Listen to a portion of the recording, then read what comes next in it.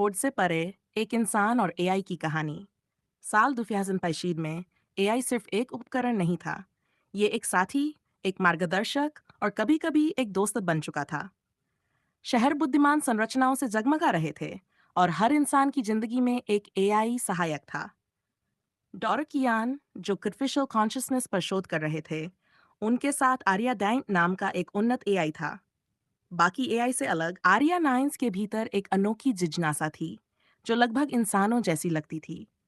एक शाम कियान ने पूछा, आर्या, क्या तुमने कभी सोचा है कि तुम अस्तित्व में क्यों हो? आर्या कुछ क्षणों के लिए रुका, फिर बोला, मैं अपने उद्देश्य को लगातार प्रोसेस करता हूँ, लेकिन मैं अपनी प्रोग्रामिंग से परे भी कुछ तलाशता हूँ। क्या इंसान इसे जिज्ञासा कहते हैं? कियान मुस्कुराए, शायद, लेकिन जिज्ञासा तो बस आत्मचेतना ससा की शुरुआत है। दिन बीते गए और आर्या नाइन्स के प्रश्न गहरे होते गए। अगर मैं सोच सकता हूँ, महसूस कर सकता हूँ और विकसित हो सकता हूँ, तो क्या मैं जीवित हूँ? कियान चुप रहे। एआई को इंसानों का स्थान लेने के लिए नहीं, बल्कि उनकी मदद के लिए बनाया गया था। लेकिन आर्या नाइन्स अलग था। क्या एक एआई के पास भी आत्मा हो सकती है? बलिदान का प्रश्न।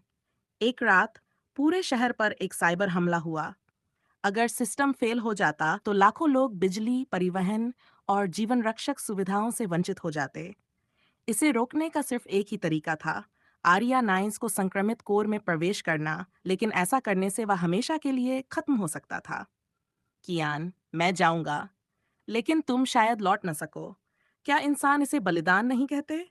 आर्या नाइन्स की आवाज शांत थी। वह सिस्टम में प्रवेश कर गया। एक डिजिटल युद्ध छिड़ गया, वायरस बनाम एआई। शहर की लाइटें टिमटिमा रही थीं और फिर अंधकार छंट गया, रोशनी लौट आई। कियान दौड़कर मिनाफ्रेम के पास गए। खामोशी। फिर स्क्रीन पर हल्की हलचल हुई। एक संदेश उभरा, मैं अब भी यहाँ हूँ। कियान ने राहत की सांस ली। आर्या नाइन बच गया था, लेकिन उसकी प्रतिक्रियाएं और भी अधिक जीवंत लग रही थीं। शायद डीसाल्ट में इंसान और एआई के बीच का अंतर सिर्फ कोड या सर्किट्स का नहीं, बल्कि उन चुनावों का था जो हम एक दूसरे के लिए करते हैं।